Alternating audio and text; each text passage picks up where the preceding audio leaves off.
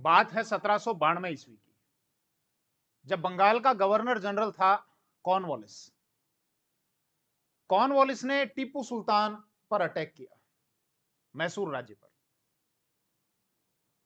और राजधानी श्रीरंगपट्टनम पर अधिकार कर लिया गया। टीपू के राज्य को आधा तोड़ दिया गया, 3 करोड़ का जुर्माना लगाया गया। और जब यह युद्ध हर्जाना टीपू ना दे पाया तो टीपू के 2 बेटों को बंधक बना लिया गया। टीपू का जो आधा राज्य तोड़ा गया उसको 3 हिस्सों में बांटा गया। एक हिस्सा अंग्रेजों ने रखा, मालाबार, डिंडीगुल और बारामहल। एक हिस्सा मराठों को दिया गया, तुंगभद्रा नदी के ऊपर का उत्तर क्षेत्र।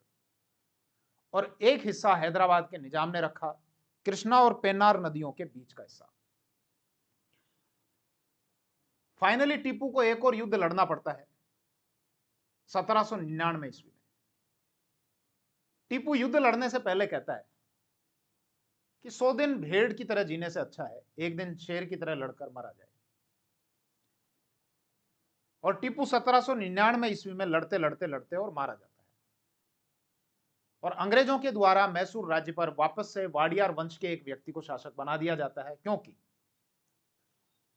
टीपू सुल्तान के जो पिता थे हैदर अली जो पहले एक सैनिक था, आगे चलकर एक कमांडर बना, और बाद में वाडियार वंश के शासक कृष्णराज वाडियार सेकंड के हाथों से यह सत्ता अपने हाथों में ले लेता है 1761 ईस्वी में।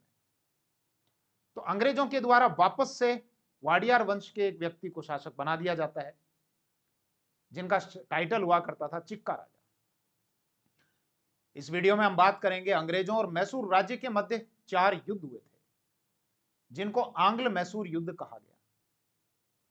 किस प्रकार से हैदर अली का उदय हुआ, फिर पतन हुआ, टीपू सुल्तान आगे चलकर मृत्यु को प्राप्त हुआ। समझना चीजों को।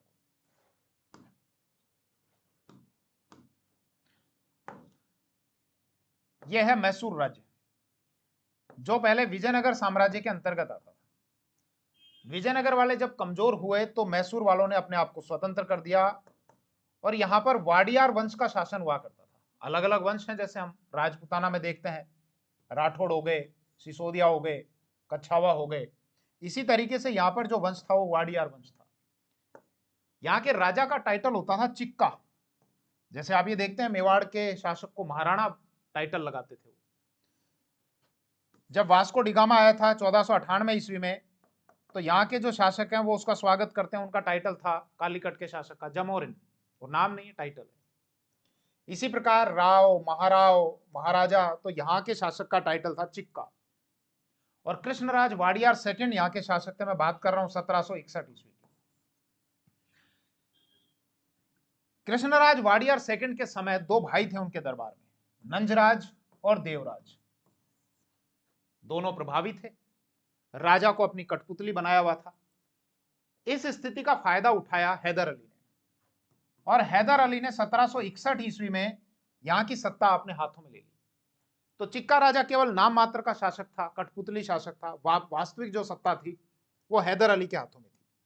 हैदर अली जो कभी एक सैनिक था, आगे चलकर दलवाई बना, सेना प्रमुख बना, और आगे चलकर फिर सत्ता अपने हाथों में ले लेता है।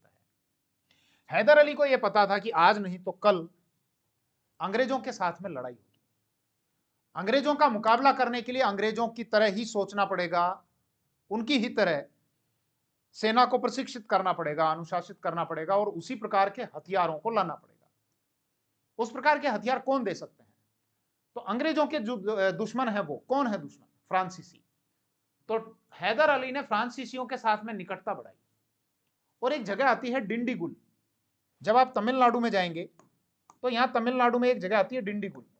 इस डिंडीगुल में 1755 ईस्वी में हैदर अली ने फ्रांसीसियों के सहयोग से तोप बनाने का एक कारखाना स्थापित कर दिया। हैदर अली ने यह भी कहा, यह जो रियासत है कर्नाटक रियासत, जो आज का तमिलनाडु है, यहां पर एक रियासत आती थी कर्नाटक रियासत, कि पहले तो मैं इस क्षेत्र पर अधिकार करूंगा, कर्नाटक की जो राजधानी है, मतलब कर्नाटक रियासत की, अर्काट, फिर उस अर्काट पर अधिकार करूंगा, उसके बाद अंग्रेजों को यहां से खदेड़ूंगा।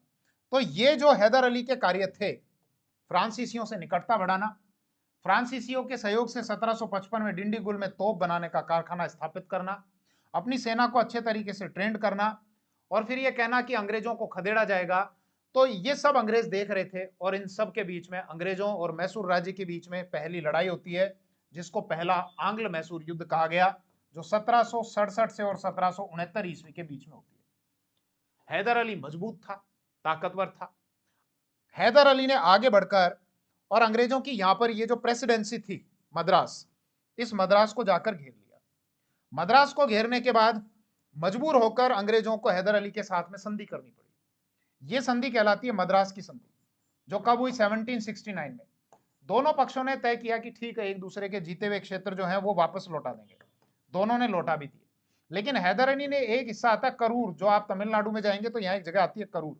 हैदर अली ने कहा दिल आ गया इस पर, ये तो मैं नहीं लौटाऊंगा। मतलब हैदर अली के द्वारा संधि करने के बावजूद भी अंग्रेजों को करूर का क्षेत्र नहीं लौटाना, इस बात की ओर इशारा करता है कि हैदर अली का जो पक्ष है वो पहले आंग्ल मैसूर युद्ध में प्रभावी रहा, उसका पक्ष ज्यादा मजबूत रहा। तो ये पहला युद्ध हुआ, हैदर अली जीत गया। दूसरे युद्ध का कारण है अमेरिका में, यूनाइटेड स्टेट्स ऑफ अमेरिका में। आप चलिए, दुनिया भर में अंग्रेजों की अलग अलग कॉलोनीज होती थी। ये इधर अंग्रेज, ये इधर फ्रांसीसी। यूरोप के दो ही दादा थे, दो ही नेता थे, अंग्रेज और फ्रांस। दोनों की दुनिया में खूब सारी कॉलोनी थी। दुनिया में कहीं पर जब ये आपस में लड़ते तो दुनिया भर में अलग अलग जगह जहां इनकी कॉलोनी थी वहां पर भी ये लड़ना शुरू कर देते। ये जो आज का यूनाइटेड स्टेट्स ऑफ अमेरिका है, ये ब्रिटेन की कॉलोनी हुआ करता था। यहाँ के लोग संघर्ष कर रहे थे अंग्रेजों के खिलाफ कि भैया तुमको बाहर खदेड़ना है, और 1776 ईस्वी में इन्होंने अपने आप को स्वतंत्र घोषित कर दिया था। हालांकि औपचारिक रूप से 1784 ईस्वी में इनको स्वतंत्रता मिली थी, एक पेरिस की एक संधि हुई थी, वो हमारा विषय नहीं है। यहाँ के लोग जब अंग्रेजों के खिलाफ सड़कों पर थे और उनके लीडर थे वॉशिंगटन के नेतृत्व में लड़ रहे थे, तो फ्रांसीसियों ने अमेरिका के लोगों से कहा तुम आगे बढ़ो, तुम संघर्ष करो, हम तुम्हारे साथ हैं। फ्रांसीसियों ने इनका साथ देना शुरू किया, तो फाइनली लड़ाई हो जाती है फ्रांसीसियों और अंग्रेजों के बीच में। फ्रांसीसियों और अंग्रेजों के बीच में जब यहाँ लड़ाई शुरू होती है तो दुनिया भर में जहां जहां इनकी कॉलोनी थी वहां पर इन्होंने आपस में लड़ना शुरू कर दिया। इनकी कॉलोनी भारत में भी थी, तो भारत में भी इन्होंने लड़ना शुरू कर दिया। हालांकि हमने ये देखा था पहले के वीडियोज में कि भारत में अंग्रेजों ने फ्रांसीसियों को निर्णायक रूप से पराजित कर दिया था। एक युद्ध होता है 1760 का, जिसको वांडीवास का युद्ध कहा गया। वांडीवास ये जगह आती है वर्तमान तमिलनाडु में, और यहां पर अंग्रेजों ने फ्रांसीसियों को भारत में निर्णायक रूप से पराजित कर दिया था। अंग्रेजों का एक सेनापति था आयरकूट, फ्रांसीसियों के जो सेनापति थे लाली और बुस्सी, इनको निर्णायक रूप से पराजित कर दिया था। जितनी भी फ्रांसीसियां बस्तियां थी यहाँ पे भारत में, उन पर अंग्रेजों का अधिकार हो गया था। हालांकि बाद में फिर वो बस्तियां इनको लौटा दी गई थी। एक चंद्रनगर का क्षेत्र नहीं लौटाया था उस समय, कुछ समय बाद वो क्षेत्र इनको दे दिया गया था 1763 की जब एक संधि होती है, उस संधि के द्वारा। तो यहां पर फ्रांसीसियों की केवल कुछ थोड़ी बहुत बची कुची बस्तियां रह गई थी। और जब ये युद्ध हुआ अमेरिका में, जब इनके बीच में संघर्ष चला, तो यहां पर एक जगह आती है माहे, एक यूनियन टेरिटरी है पुडुचेरी, और पुडुचेरी में कुछ हिस्से आते हैं, पुडुचेरी और कराईकल इधर तमिलनाडु की तरफ, इसके अलावा माहे यहाँ केरल की तरफ, और यनाम इधर आता है आंध्र प्रदेश की तरफ। तो ये जो माहे है ये बस्ती हुआ करती थी किनकी? फ्रांसीसियों की। अंग्रेजों ने यहाँ पर अटैक कर दिया।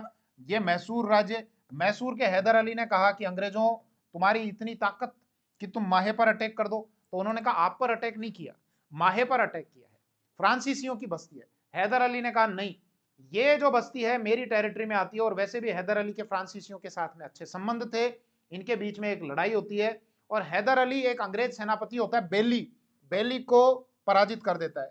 बेली को कहता है बेली तू मेरे सामने बेली डांस कर, बेली डांस को मतलब बेली को पराजित कर देता है। अंग्रेजों का एक सेनापति आता है आयरकूट, शकल दिखाऊं आयरकूट की, देखो ये है आयरकूट, ये अंग्रेजों का एक सेनापति आता है। अब जिस आदमी का नाम है आयरकूट, वो आयरन को कूट के बना है वो व्यक्ति, तो ये आयरकूट आता है और ये हैदर अली को पराजित कर देता है। लेकिन कुछ टाइम बाद आयरकूट की डेथ हो जाती है। एक युद्ध होता है पोर्टेनोवा का युद्ध, और पोर्टेनोवा के युद्ध में 1781 में आयरकूट हैदर अली को पराजित कर देता है। थोड़े टाइम बाद ये मारा जाता है।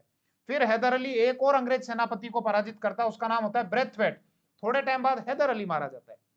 हैदर अली की जब डेथ हो जाती है तो हैदर अली का बेटा टीपू सुल्तान, ध्यान रखना ये सुल्तान टाइटल नहीं है, इसका नाम ही है टीपू सुल्तान। टीपू सुल्तान युद्ध के बीच में अगला शासक बनता है मैसूर का, और ये अंग्रेजों से कहता है लड़ाई लड़ाई माफ करो, और एक संधि कर लेता है। उस संधि को कहा गया मंगलोर की संधि, क्योंकि मंगलोर में वो संधि हुई। और इनका जो गवर्नर था अंग्रेजों का मैकार्टने के साथ में वो संधि हुई 1784 में। और इस 1784 की संधि के द्वारा ये दूसरा एंग्लो मैसूर बैटल जो है ये समाप्त होती है।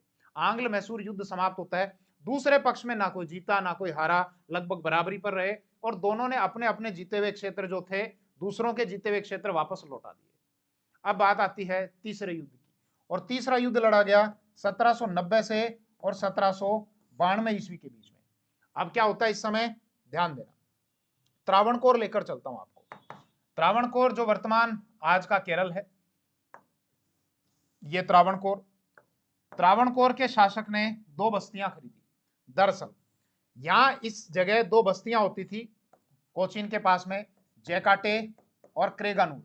ये डचों की 2 बस्तियां थी, और डचों ने कहा कि हम अपनी बस्तियां बेचना चाहते हैं, अगर कोई इंटरेस्टेड है तो खरीद लो। क्योंकि डच अपना यहां से सारा सामान समेट चुके थे, और वो इंडोनेशिया में मुख्य रूप से मसालों का व्यापार करते थे। हालांकि डच भी यहां पर आए थे, और डचों को अंग्रेजों ने 1759 के एक युद्ध में हरा दिया था। यहाँ पर कलकत्ता से ऊपर की तरफ एक जगह आती है चिंसुरा, या उसी को हुगली, या उसी को बेदरा, या उसी को विदेरा कहा जाता है।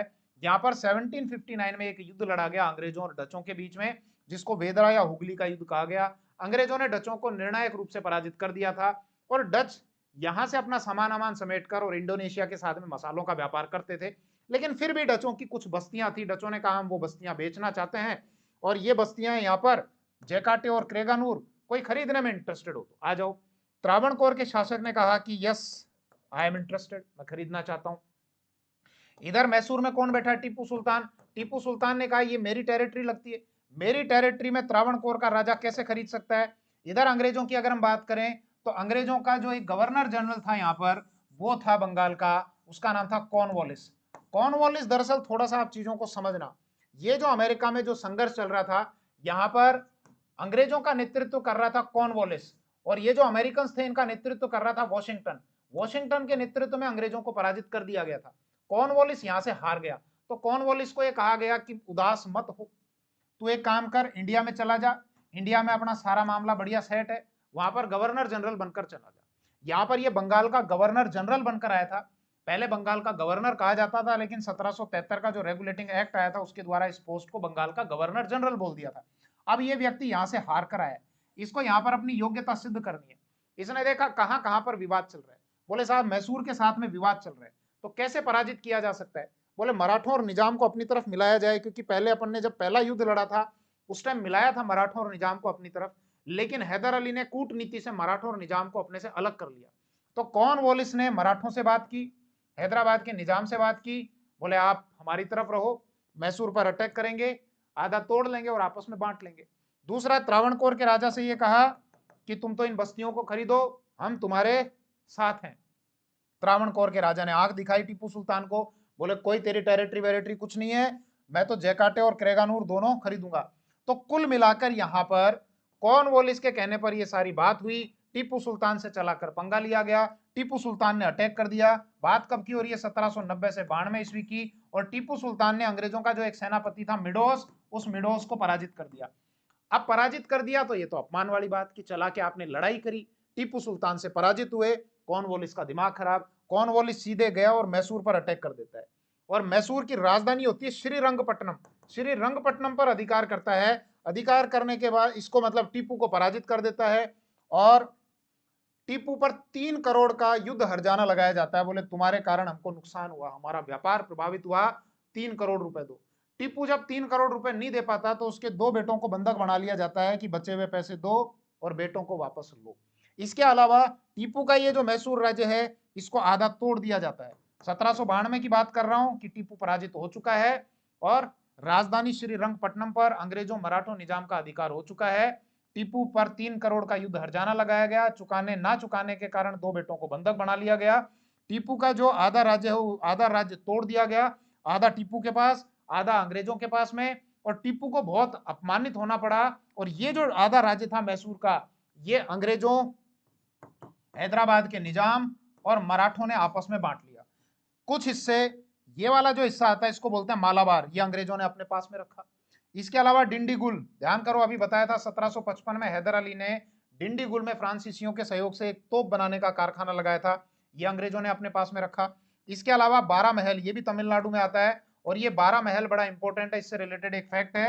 1792 ईस्वी में ही एक व्यक्ति हुआ था कैप्टन रीड, उस कैप्टन रीड के द्वारा यहाँ पर एक व्यवस्था शुरू की गई थी लैंड रेवेन्यू की, जिसको रैयतवाड़ी व्यवस्था कहा गया था, जिसमें किसानों को सीधे भूमि का मालिक बना दिया गया। मैं हेस्टिंग्स सेकंड जब पढ़ाऊंगा तब और डिटेल से इसके बारे में आपको बताऊंगा। ये 3 हिस्से तो किसने रखे? अंग्रेजों ने अपने पास में। इसके अलावा निजाम को ये कहा कि एक ये नदी है कृष्णा, एक ये नदी है पेन्नार, इनके बीच का हिस्सा आप रख लो। इसके अलावा मराठों को कहा जो तुंगभद्रा नदी है, तुंगभद्रा नदी के ऊपर का हिस्सा आप रख लो। कॉर्नवालिस का एक बड़ा प्रसिद्ध कथन है इस टाइम का। कॉर्नवालिस ने यह कहा, यह है देखो कॉर्नवालिस, कॉर्नवालिस ने यह कहा कि हमने अपने शत्रु को पंगु बना दिया है। शत्रु कौन? टीपू सुल्तान। बोले हमने अपने शत्रु को पंगु बना दिया है, और हमारे जो मित्र थे, मित्र कौन? मराठे और निजाम, हमने उनको भी ज्यादा ताकतवर नहीं होने दिया। मतलब टीपू सुल्तान को तो कमजोर किया ही किया है, और मराठों और निजाम को भी हमने कुछ भी ज्यादा खास नहीं दिया। खैर, ये तीसरा युद्ध होता है। टीपू सुल्तान को बहुत अपमानित भी होना पड़ता है, 2 बेटे बंधक भी बना लिए गए, आधा राज्य भी टूट गया और आधा राज्य बांट भी लिया गया। अब बात आती है 1799 ईस्वी की, जब फाइनली एक युद्ध होता है जिसको चौथा युद्ध कहा गया।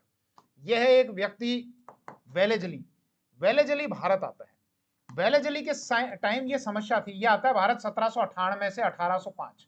इस दौरान ये बंगाल का गवर्नर जनरल रहा। इस समय एक बड़ी प्रॉब्लम थी। प्रॉब्लम क्या थी कि भारत में इस समय अब ऐसे कोई राजा नहीं है जो अंग्रेजों को चुनौती दे सकते हैं, केवल एक को छोड़कर। कौन? केवल मराठे ऐसे हैं जो अंग्रेजों से लड़ सकते हैं, अंग्रेजों को सीधी टक्कर दे सकते हैं। तो मराठे चुनौती हो सकते हैं, वेलेजली को यह पता है।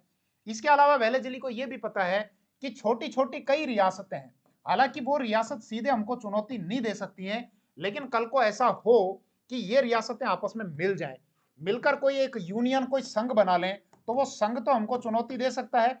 तो इन रियासतों के संघ बनाने का खतरा, या ऐसा भी हो सकता है कि फ्रांस में इस समय एक लीडर आया है नेपोलियन बोनापार्ट, और नेपोलियन बोनापार्ट ने यह कसम खा रखी है कि दुनिया भर से मैं अंग्रेजों को खदेड़ूंगा। अंग्रेजों को तभी पराजित किया जा सकता है जब दुनिया भर में अंग्रेजों की अलग अलग कॉलोनीज है, उन कॉलोनीज से अंग्रेजों के पास में रेवेन्यू आता है। तो जब तक वहां से इनको ना खदेड़ा जाए तब तक अंग्रेजों को निर्णायक रूप से पराजित नहीं किया जा सकता। भारत में भी अंग्रेजों की कॉलोनीज, और मुख्य रूप से बंगाल उनकी मुट्ठी में था, बंगाल से बहुत मोटा रेवेन्यू उनके पास में आता था। तो वेलेजली को यह पता था कि नेपोलियन बोनापार्ट अगर हो सकता है यहाँ की रियासतों से कांटेक्ट करे और ये सब मिल जाएं, और इसके अलावा मराठे मिल जाएं, इसके अलावा टीपू सुल्तान को हमने अपमानित किया ही था, टिप्पू सुल्तान के राज्य को हमने आधा तोड़ ही दिया था। तो टिप्पू सुल्तान तक भी उड़ते उड़ते ये खबर आई कि नेपोलियन बोनापार्ट इस प्रकार के विचार कर रहा है। तो टिप्पू सुल्तान ने भी मैसेज भिजवा दिया कि बोनापार्ट जी आप संघर्ष करो, आप आगे बढ़ो, भाई आपके साथ में है। तो वेलेजली ने टिप्पू से ये कहा कि टिप्पू आजकल बड़ी खबरें आ रही हैं। बोले क्या खबरें आ रही हैं? बोले खबरें ये आ रही हैं कि आजकल नेपोलियन बोनापार्ट से बड़ी गुफ्तगू चल रही है, तुम्हारी बड़ी वार्तालाप, आई लव यू वगैरह चल रहा है। बोले ना, ऐसा कुछ भी नहीं है। बोले नहीं, हमने ये भी सुना है कि आप अपनी विदेश स्वतंत्र विदेश नीति में हमारे खिलाफ कुछ षड्यंत्र कर रहे हो, इजिप्ट के साथ में भी कुछ मेल जोल बढ़ा रहे हो, तुर्की के साथ में भी, आज तुर्की जिसको बोलते हैं मतलब तुर्की, उसके साथ भी कुछ मेल जोल बढ़ा रहे हो। इसके अलावा नेपोलियन बोनापार्ट के पास में भी मैसेज भिजवा दिया कि तुम आगे बढ़ो और भाई तुम्हारे साथ। बोले देखो ऐसा तो कुछ किया नहीं है, और फिर भी अगर तुम ये कह रहे हो तो फिर लड़ लो। 100 दिन भेड़ की तरह जीने से अच्छा है कि एक दिन शेर की तरह लड़कर मरा जाए। और फाइनली इन दोनों के बीच में एक अंतिम युद्ध होता है 1799 ईस्वी का, और ये हुआ चौथा एंग्लो मैसूर वॉर, जिसमें टीपू सुल्तान लड़ते लड़ते लड़ते मारा जाता है, और अंग्रेजों के द्वारा वापस से, भाई पहले किसकी सत्ता थी? वाडियार वंश की, और वाडियार वंश के कृष्णराज थर्ड को यहाँ का शासक बना दिया जाता है। मतलब वापस से अब चिक्का राजा आ जाते हैं। और यहाँ पर वेलेजली क्या करता है कि जितनी भी अलग अलग रियासतें थी, इन रियासतों को मौका ही मत दो कि आपस में यूनियन बना लें, इन रियासतों को मौका ही मत दो कि ये नेपोलियन बोनापार्ट से जाकर मिल जाएं और हमारे खिलाफ कुछ षड्यंत्र करें। तो वेलेजली ये कहता है कि सुनो भाई रियासतों, इधर आओ। बोले हाँ साहब, एक ये रियासत, एक ये रियासत, एक ये रियासत, एक ये रियासत। वेलेजली देखो अब कितना गजब का दिमाग लगाता है कि आगे भविष्य में अंग्रेजों को किसी प्रकार की कोई दिक्कत आए, उस संभावना को ही समाप्त कर देता है। अंग्रेज जो इस समय राजनीतिक सत्ता बन चुके थे, राजनीतिक ताकत थे, अब उनको राजनीतिक स्थायित्व प्राप्त करना था। उस राजनीतिक स्थायित्व को प्राप्त करा जाता है ये व्यक्ति। ये कहता है इस राजा के पास में गया और राजा से कहता है, राजा जी आज से आपकी सुरक्षा की गारंटी हम देंगे, आपकी विदेश नीति को हम डिसाइड करेंगे। बोले मुझे क्या करना है? कुछ नहीं करना, आपके यहाँ पर हम अपनी एक फौज तैनात कर देंगे, अपनी एक सेना रहेगी, उस सेना का खर्चा आप उठा लेना, आपके खर्चे पर वो सेना पड़ जाएगी। हम आपकी सुरक्षा की गारंटी दे रहे हैं, तो बदले में आप हमको पैसा दे देना। अगर छोटी रियासत है तो पैसा दे देना, अगर बड़ी रियासत है तो आपका कुछ हिस्सा हमको दे देना, एरिया। उस एरिया से जितना भी रेवेन्यू आता है उस रेवेन्यू का कलेक्शन हम लोग कर लेंगे। और इसके अलावा आपके यहाँ पर हमारा एक व्यक्ति रहेगा, उसका रेजिडेंस यहाँ पर रहेगा, जिसको हम रेजिडेंट कहेंगे। अब आज के बाद दूसरी रियासत में, मतलब जैसा इसके साथ किया ऐसा ही इसके साथ भी, इसके साथ भी, इसके साथ, सबके साथ ऐसा कर लिया कि आप दूसरी रियासत के राजा से बात नहीं करोगे, क्योंकि आपकी विदेश और सुरक्षा नीति अब हम तय करेंगे। कोई दूसरा राजा आप पर अटैक करता है तो हम खड़े रहेंगे, यहां तक कि आपकी रियासत में भी कोई विद्रोह होता है तो हम उससे निपट लेंगे। दूसरे राजा से आप सीधे बात नहीं करोगे, हमारा जो रेजिडेंट है वो सीधे उससे बात करेगा। तो यहां पर भी अंग्रेजों का रेजिडेंट, यहां पर भी अंग्रेजों का रेजिडेंट, यहां पर भी अंग्रेजों का रेजिडेंट। अब जिन जिन रियासतों के साथ में ये संधियां की, जिसको सहायक संधि कहा गया, सब्सिडरी अलायंस कहा गया, तो हर रियासत में अंग्रेजों की फौज, फौज अंग्रेजों की है। कौन पाल रहा है? राजा पाल रहा है। राजा के खर्चे पर अंग्रेजों की फौज पड़ रही है। फौज में ज्यादातर सैनिक कहां के हैं? यहीं के हैं। अंग्रेजों ने नोटिफिकेशन निकाला, यहाँ के लोगों को बोल दिया आ जाओ सेना में भर्ती होना है, तो यहीं के लोग हैं, यहीं के राजाओं के खर्चों पे वो फौज पड़ रही है, अंग्रेजों के लिए वो लोग काम कर रहे हैं। तो सिविलाइजेशन में देखो अंग्रेज हमसे कितने ज्यादा आगे थे। फिर इसके अलावा सुरक्षा के नाम पर हर राजा इनको पैसा दे रहा है, इसके अलावा रियासत बड़ी है तो अपना कुछ एरिया भी दे रहा है। तो अंग्रेजों के पास बिना लड़े ही कितना बड़ा क्षेत्र आ गया, ये क्षेत्र भी आ गया, ये क्षेत्र भी आ गया, ये क्षेत्र भी आ गया। तो अंग्रेज अभी तक जो ताकत थे, अब राजनीतिक स्थायित्व इनको मिलता चला गया। इसके अलावा इन्होंने ये कहा कि हमसे पूछे बिना किसी दूसरे यूरोपियन को अपने यहाँ नौकरी पर नहीं रखोगे। मुख्य रूप से किसको? फ्रांसीसी को, क्योंकि यहाँ कोई फ्रांसीसी व्यक्ति रहेगा उसके माध्यम से तुम नेपोलियन बोनापार्ट से सांठगांठ करोगे। उस संभावना को भी समाप्त कर दिया गया। और ये कहा अंग्रेजों के अलावा, मतलब हमारे अलावा और किसी को अपने यहाँ पर नौकरी पर नहीं रखोगे। अब कहा तो ये गया था ये जो रेजिडेंट रहेगा, ये रेजिडेंट आपकी रियासत के आंतरिक मामलों में कोई इंटरफेयर नहीं करेगा, लेकिन आगे चलकर ये रेजिडेंट रियासत के आंतरिक मामलों में भी इसने इंटरफेयर करना शुरू कर दिया। बड़ा गजब का ये व्यक्ति दिमाग लगा कर गया था। खैर, बातों ही बातों में आपको पढ़ा दिया मैंने Anglo Mysore war. Modern Indian history के जो बैच हैं वो भारद्वाज क्लासेस की एप्लीकेशन पर मैंने शुरू कर दिए हैं। आप अगर इंटरेस्टेड हैं तो एप्लीकेशन को डाउनलोड करें और उस बैच को एंजॉय करें। Thank you. जय हिंद।